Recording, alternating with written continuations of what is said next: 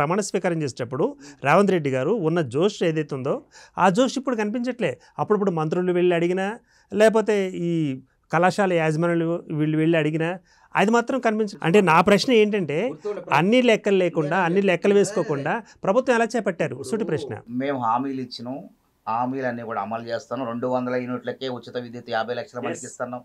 45 లక్షల మందికి 500కే subsidy cylinder ఇస్తున్నాం. దాదాపు వీళ్ళు 22 నోటిఫికేషన్లు ఇచ్చి అందులో 17 నోటిఫికేషన్ లీకులు చేశారు. వీళ్ళు తెలుసు, టీజీపీఎస్సీ మెంబర్గా ఉన్నారు. వాళ్ళ టైంలో కూడా జరిగిందే కదా, అక్కడికి వస్తున్నాను. వినండి, ఇస్తే ఆ నోటిఫికేషన్ల ఉద్యోగాలు వీళ్ళకి భర్తీ చేయడం రాకపోతే జీవో నెంబర్ 3 తీసుకొచ్చి 60,000 మందికి ఉద్యోగాలు ఇచ్చినాం. అదేవిధంగా ఇలా మహిళలు 250 కోట్ల మంది మహిళలు వచ్చిన దగ్గర నుంచి ఇప్పటి వరకు ఉచిత బస్సు సౌకర్యాన్ని వినియోగించుకుంటున్నారు. మేడం గారు అంటే బస్సు ఎక్కరు, కారు ఎక్కుతారు. ఆ ఉచిత బస్సులో ప్రయాణం చేసిన సాధారణ మహిళ తెలుస్తుంది ఆనందం ఏందో. అంటే నెలకు ఒక మహిళ 2,000, 3,000 రూపాయలు ఆదా చేసుకుంటున్నారు. హైదరాబాద్ నగరంలో చిరు వ్యాపారులు ఆ కుకడపల్లి నుంచి ఇటు సికింద్రాబాద్ మార్కెట్కి వస్తున్నారు, మోండా మార్కెట్ అడిపోతున్నారు, ప్రయాణం చేసుకుంటూ ఆదాయం పొందుతున్నారు. ఈ విధంగా అన్ని రకాలుగా మేము చేసుకుంటూ పోతున్నాం. ఎక్కడ కూడా ఇవ్వాల్సింది అది కూడా ఏమంటున్నాం, పంచాయతీ ఎన్నికల్లోపు 2,500 రూపాయలు మహిళలకు ఇస్తారంటున్నాం. ఆసరా పెన్షన్లు కూడా పెంచుతానంటున్నాం. మేము ఎక్కడా కూడా ఇచ్చిన వాగ్దానాల్లో వెనక్కి పోవటం లేదు. ఇలా గతంలో వరి ధాన్యం కొనమంటే వరి ధాన్యానికి 29,000 కోట్లు పెట్టి 8,000 పైసలు కొనుగోలు కేంద్రాలు పెట్టి మేము కొనుగోలు చేసినాం. ఇలా ఎవరిని కూడా ఇలా అన్నదాతలు అందరూ కూడా సుఖంగా ఉన్నారు. అందుకే ప్రజలు ఏమంటారు, నేననే మాట కాదు ఇది, ఇంటింటికి 10కి పైగా సంక్షేమ పథకాలు, ఇక పక్కా 10 ఏళ్ళు రేవంత్ సర్కారు అంటున్నారు. ఎందుకు అంటున్నారంటే ఇవాళ ఫీజు రియంబర్స్మెంట్ అన్నారు కదా మీరు. ఫీజు రియంబర్స్మెంట్ పాపం ఎవరిదండి?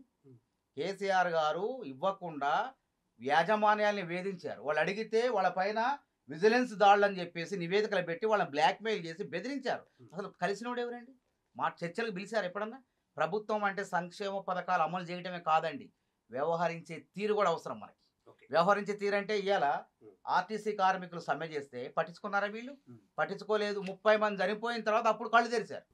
తర్వాత సమ్మెలు చేస్తున్నారని చెప్పి సంఘాలు లేకుండా రద్దు చేసి పడేశారు. ప్రభుత్వ ఉద్యోగులు మాకు ఆర్టీసీ కార్మికులు సమ్మె చేశారు. 700 కోట్ల వీళ్ళ బకాయిలు ఉంటే 700 కోట్ల రూపాయలు కూడా ఖాతాలో వేసిన సమ్మె జరిగిందా? ప్రభుత్వ ఉద్యోగులు సమ్మె అంటే పిలుస్తున్నాం, మాట్లాడుతున్నాం, బుద్ధగిస్తున్నాం అంటే వ్యవహరించే తీరు. వాళ్ళ మంచి బుద్ధగించడం వల్ల వాళ్ళు మేము ఇప్పుడు కాకపోతే రేపిస్తాం, 2 ఏళ్ళు ఇస్తాం అంటే వాళ్ళు సంతోషపడుతున్నారు. రాత్రి కూడా కళాశాల యాజమాన్యాలు బంధుకు పిలిపించారు. 2 రోజుల పాటు చర్చలు జరిగినాయి. వేం నరేందర్ రెడ్డి గారు, శ్రీధర్ బాబు గారు, డిప్యూటీ సీఎం బట్టి విక్రమార్క గారు, అధికారులు అందరూ కూర్చొని చర్చలు జరిపి రాత్రి చర్చలు సఫలవంతమైనవి. 600 కోట్లు మేము విడుదల చేస్తున్నామని అప్పటికప్పుడు ఇలా సాయంత్రానికి రేపటికో విడుదలైపోతుంది. ఇంకో 600 కోట్లు దీపావళికి. ఎవరు ఈ డబ్బులు 8,000 కోట్ల బకాయిలు పెట్టింది ఎవరు? 5,600 కోట్లు బకాయిలు గత కేసీఆర్ ప్రభుత్వం బకాయిలు పెట్టి ఇవ్వకుండా వాళ్ళని వేధించిపోతే వాళ్ళకి ఇచ్చిన మేము ఇప్పుడు ఇంకా డబ్బులు కూడా అంచెలంచెలుగా దశల వారీగా విడుదల చేస్తానంటున్నాం. కాబట్టి వ్యవహరించే తీరు కూడా ముఖ్యం ప్రభుత్వాలకు. ఇందిరా పార్క్ లో ధర్నా చేస్తే ధర్నా చౌకులు అయితే ఇవాళ ధర్నా చౌకులో ధర్నాలు చేస్తాడు. ఇప్పుడు 10 ధర్నా చౌకులు చెప్పండి ఆ విధంగా ఉన్నది. కాబట్టి మేము ఏమంటున్నామంటే కేసీఆర్ ప్రభుత్వం అప్పులు చేయటం వల్ల ప్రజల్లో విశ్వాసం పోయింది. ఇలా కేసీఆర్ ఖజానా పెరిగింది, ప్రభుత్వ ఖజానా ఖాళీ అయిపోయింది, ప్రజలు నమ్మారు.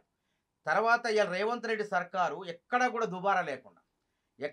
దుబారా లేకుండా వీళ్ళు చేసిన నష్టాన్ని పూడ్చుకుంటూ ఇలా రాష్ట్రాన్ని అభివృద్ధి పదంలో నడుపుతున్నాం. ఇలా కేంద్ర ప్రభుత్వం నుంచి నయా పైసా రాకపోయినా విదేశాల నుంచి 2.5 లక్షల కోట్ల పెట్టుబడులు తీసుకొచ్చి ఈ తెలంగాణ రాష్ట్రాన్ని అభివృద్ధికి పూనుకుంటాడు రేవంత్ రెడ్డి గారు. నేను చెప్పట్లేదు, వాస్తవాలు జరుగుతున్న. ఇందిరా మిల్లు వీళ్ళు డబుల్ బెడ్రూమ్ కట్టారండి.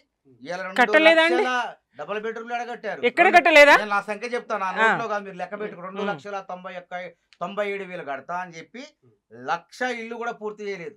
మొన్న 150 కోట్లు రేవంత్ రెడ్డి గారు మంజూరు చేపించి వాటి మరమ్మతులు చేపించి లబ్ధిదారులకు కూడా ఇవ్వలే. లబ్ధిదారులకు మేము ఇచ్చిన వీళ్ళు ఇవ్వలేకపోయారు. ఎందుకంటే ఎవరికి ఎలా తెలియదు. లబ్ధిదారులేమో లక్షల్లో ఉన్నారు, ఈ కట్టిందేమో 100ల్లో ఉన్నాయి. కాబట్టి వ్యతిరేకత వస్తుందని తప్పించుకున్నారు. కానీ మేము వచ్చిన తర్వాత వాటికి మరమ్మతులు చేసినాం. కానీ ఇవాళ ఇందిరమ్మ ఇల్లు 5 సంవత్సరాలు 20 లక్షల ఇందిరమ్మ ఇల్లు, గతంలో 20 లక్షల ఇందిరమ్మ ఇల్లు ఉన్నాయి, ప్రతి ఊర్లో ఉన్నాయి. ఇప్పుడు కూడా 2 లక్షలు పూర్తయినాయి.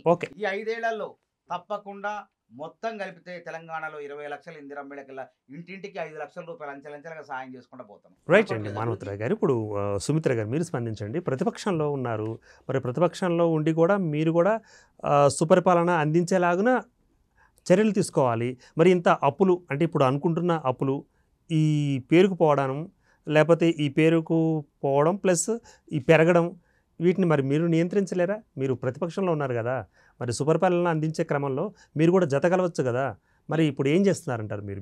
ప్రజలను విస్మరించి పాలనను విస్మరించి మరి పాలన చేతగానితనాన్ని స్పష్టం చేసుకుంటూ పరనింద మాత్రమే చేస్తూ మీరుండండి, మీ సమయం నేను ఇచ్చిన పరనింద మాత్రమే చేస్తూ బీఆర్ఎస్ను బద్నాం చేయాలని ఎన్నికలకు ముందు అదే తంతు, ఎన్నికలు అయ్యాక పాలనలోనూ అదే తంతు.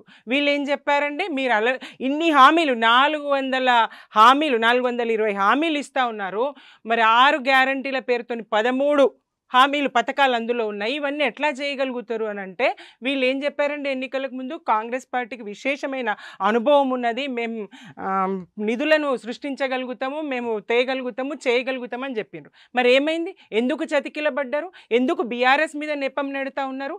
ఏ వర్గాన్ని మీరు సంతృప్తిగా పాలన చేస్తూ ఉన్నారు?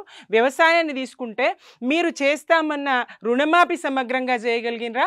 రేవంత్ రెడ్డి గారు ఎన్నికలకు ముందే ఏం చెప్పిండ్రు, అయ్యా 40,000 కోట్లు ఎట్లా చేయగలుగుతావు, 2 లక్షల రుణమాఫీ ఎక్కడి నుంచి చేయగలుగుతావు అని అడిగితే దాందేమున్నది, 6 నెలలు కడుపు కట్టుకుంటే అవినీతి చేయకుంటే ఎడమ షైత్తో 40,000 కోట్లు చెల్లిస్తా అన్న రేవంత్ రెడ్డి గారు కడుపు కట్టుకోలేదా? అవినీతి నాపలేదా? 40,000 కోట్ల నుంచి మరి అది 20,000 కోట్లని మీరు చెప్పిన లెక్కల ప్రకారం 20,000 కోట్లకు ఎందుకు తగ్గింది అంటే సగం రైతులకు మీరు చేయలేరు కదా ఒకటి. ఇంకా వ్యవసాయ రంగంలోనే చూస్తే, రైతులకే చూస్తే మరి కౌలు రైతుకి ఇస్తామంట్రీ, రైతు కూలీకి ఇస్తామంట్రీ, 15,000 ఇస్తామంట్రీ, ఏది 12,000కే కోత పెడితే అది ఒక పంటకి ఎగవేస్తిరి కదా. ముందు పంటకు ఆపితిరి, ఎన్నికలకు ముందు నిబంధనలు అవి ఎలక్షన్ కోడ్ అని చెప్పేసి అది ఆపితిరి, అది యథాతథంగా వేస్తిరి, ఆపి ఉన్న నిధులు అవి ఆ 700 కోట్లు 7,000 కోట్లు ఉన్నట్టుగానే వేస్తిరి. తర్వాత పంటకు ఎగవేస్తిరి, తర్వాత పంటకి ఇస్తిరి. రైతుకు ఎంత బారాన ఎగవేసి చారాన ఇచ్చిందండి కాంగ్రెస్. మరి ఇప్పుడు కరెంట్ 24 గంటలు ఉండలేదు. ఏ రైతు కన్నా అడగండి, ఇందిరా పార్కును ధర్నా చౌకును ఎత్తివేయబోయిండ్రంటే అప్పుడు ధర్నాలతో పని లేదు, అవసరం లేని పరిస్థితి పాలన నాడుంది. ఇవాళ 10 ఇందిరా పార్కులైనా 10 ధర్నా చౌకులైనా సరిపోని పరిస్థితి. ఒక్కొక్క రైతు వేదిక, ఒక్కొక్క వ్యవసాయ సహకార సంఘము, ఒక్కొక్క ధర్నా చౌక్ అయింది ఈరోజు తెలంగాణలో. పరిస్థితి చేయి దాటిపోయింది. కాంగ్రెస్ చేతిలో, చేతి గుర్తు పార్టీ చేతిలో పాలన లేదు. అసమర్థత స్పష్టంగా కనబడుతుంది, పాలన చేతగానితనం స్పష్టంగా ప్రజలు గుర్తించిండ్రు. రేవంత్ సర్కార్ వైఫల్యం చెందింది. దీన్నే మరి పదే కేసీఆర్ గారి మీద నెపం నెట్టడానికి 9.5 సంవత్సరాల్లో చేసిన అప్పు ఏ రంగంలో ఎంత ఖర్చు పెట్టాము, ఉత్పాదక రంగంలో 1 సంవత్సరంలో తేరిపోయింది. కాళేశ్వరం మీద చేసినటువంటి అప్పు, ఏ శ్రీరామ్ సాగర్ నింపింది కాళేశ్వరమే కదా, నిజాం సాగర్ నింపింది కాళేశ్వరమే కదా. ఇవాళ అతివృష్టి ఉంది, ప్రతిసారి అట్లా ఉండదు కదా, ఎప్పటికీ కాలం సక్రమంగా కాదు కదా, కాలం కానప్పుడు ఆ నీళ్ళతో పంటలు పండించినాం కదా. కాంగ్రెస్ వచ్చినాక మోటార్లు ఆన్ చేయక బదనాం చేద్దామని మేడిగడ్డ 2 పిల్లర్లు కుంగితే కాళేశ్వరమే కూలిపోయిందని దాన్ని కూలేశ్వరం అని చెప్పి మరి నీళ్ళు లేకపోతే యాసంగి పంటలు ఎన్నెండినో తెలియదా? పండిన యాసంగి పంటకు ఇంతవరకు బోనస్ లేదండి. రైతుల కడుపు మండుతా ఉంది. ఇలా పండిన యాసంగి పంటకు ఒక్క రైతు అకౌంట్లో ఇంతవరకు బోనస్ ఇవ్వలేదు. సన్నవడ్లు వేస్తే బోనస్ ఇస్తామని చెప్పి నమ్మించి సన్నవడ్లు బండి ఆశకు దళారులకు అమ్ముకున్న దమ్మిడి లాభం దక్కుతుండే. మరి సన్నవడ్లు పండించి ప్రభుత్వానికి అమ్మితే ఇంతవరకు బోనస్ ఇవ్వలేదు. అన్ని అడుగడుగున అన్ని వర్గాలను మోసగిస్తూనే వస్తున్నది. మరి వీళ్ళు దుబారా నాపినమంటారండి. రామోజీ ఫిలిం సిటీకి చాపర్లు హెలికాప్టర్లు వేసుకొని పోతారు. అవి బాహిర్భూమికి వెళ్ళినా హెలికాప్టర్ కావాలనే పరిస్థితి మంత్రులు ఇక్కడ కనపడతా ఉన్నది. ఇంత దుబారా ఖర్చులు ఈ ప్రభుత్వం చేస్తూ ఉన్నది. ఉటికెగరలేనమ్మ స్వర్గానికి ఎగిరింది అన్నట్టు రాష్ట్ర ఆర్థిక పరిస్థితి దివాలా తీసిందంటాడు. ఢిల్లీకి పోతే చెప్పుల దొంగ లెక్క చూస్తున్నారు, రూపాయి ఉడతలేదని చెప్తాడు. రోగిష్టి రాష్ట్రం అంటాడు, క్యాన్సర్ పేషెంట్ అంటాడు, ఎయిడ్స్ పేషెంట్ అంటాడు. తను ఇంటి పెద్దగా ఇంటిని బద్నాం చేస్తూనే మరి ఆయన చేసే ఖర్చుకి ఎక్కడ తక్కువ ఉండదు. ఆయన 4th సిటీ అంటాడు. హైదరాబాద్ కట్ట బీచీ తీసుకొస్తాడట, బీచీ కడతాడట. బీచ్ అవసరమా హైదరాబాద్కు? అటు పాపం పదవీ విరమణ పొందినటువంటి విశ్రాంత ఉద్యోగులు 40-35 సంవత్సరాలు విశేషమైన సేవలు చేసిండ్రు, రెక్కలు ఉడిగినాయి వాళ్లకు. ఈ సమయంలో తమ పిల్లలకు తమ దాచుకున్నటువంటి డబ్బులు 10ో 10కో పంచియాలనుకుంటారు, బిడ్డ పెళ్లికి చేసినటువంటి అప్పు తీర్చాలనుకుంటారు, ఇల్లు కొనడానికి చేసినటువంటి అప్పు తీర్చాలనుకుంటారు. వాళ్ళ కళ్ళ ముందు వాళ్ళ డబ్బులు రావాలి వాళ్ళకు. ఇంతవరకు ఆ డబ్బులు ఇయ్యవు. కోర్టుకు వెళ్ళిన వాళ్లకు అరాపరా దొరుకుతుంది. గుండెలాగి చేస్తున్నారు పదవి విరమణ పొందినటువంటి ఉద్యోగులు. ఏ వర్గానికి మేలు చేసిండ్రండి? ఏ వర్గానికి పాలనా ఫలం అందుతుందండి? 2.5 లక్షల కోట్ల అప్పు ఇప్పటికే చేసి కూర్చున్నారు.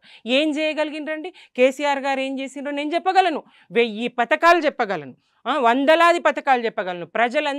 ప్రజలకే కాదు, కొత్త జిల్లాలు ఏర్పాటు చేసి ఎస్పీ కార్యాలు. మీరు అంటున్నారు ఇందాక, ఏది సెక్రటేరియట్ నిర్మాణం అవసరమా, నిజాం కాలంలో కట్టింది బాగుంది కదా అని. నిన్న ఆదిలాబాద్ ఉమ్మడి రాష్ట్రం. నిన్న ఆదిలాబాద్లో చూసారు